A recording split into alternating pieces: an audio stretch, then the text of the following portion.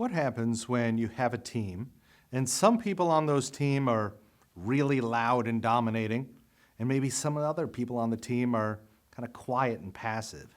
How do you equalize all of the voices so the quiet people speak up a bit and the loud people tone it down a bit? There's a technique called the nominal group technique, and basically what it's designed to do is help you equalize the voices between the loud people and the soft people. And it involves you as the leader of the team exerting a bit more control over the group. So here's how it works. Let's say that you have a decision to make about the team. Let's say you're, debating what price to put in a new proposal or something. And some people say, oh, we should charge $1 million. Other people say, no, $500,000. Use it as a loss leader, blah, blah, blah. And the conversation goes on from there. What you could do is hand everybody a sheet of paper and say, we're going to take 5 minutes here. What I want to do is I want to get everybody's ideas, the pros and cons. Everybody write down what you think the price should be in the contract and why. Give me your reasons for it, and then I'm going to give you 5 minutes to do that, and then you can pass it around the table and send it over to me. If you're doing this online, it works perfectly fine to do this with a chat function. If you're doing a web chat or Skype, something like that, you can do this just as easily.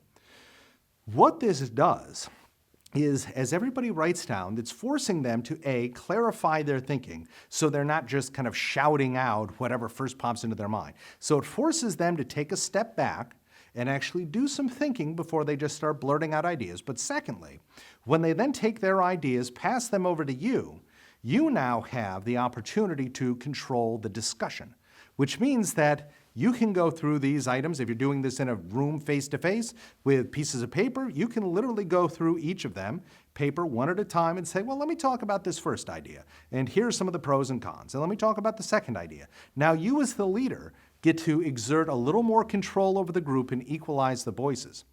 Also, you could, without having everybody pass their ideas to you, you could still just say, I want to now give every person 4 minutes to go through and, without anybody else commenting, or 3 minutes, whatever, I want to give everybody 3 minutes to go around the room and tell us what your thoughts were, your pros, cons, what the price should be, whatever. And in doing this, what you've done is you've made everybody on your team more thoughtful. So the people that might be inclined to just give kind of knee-jerk spouting, you force them to tone it down a bit.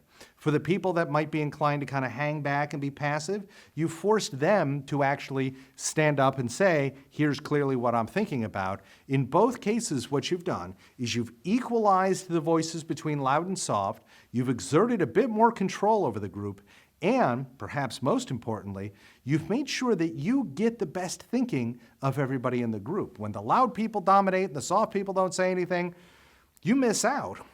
A, the loud people may not be thinking quite as clearly, and the soft people may have great ideas you miss out on. When you equalize everybody's voices, you take care of that problem.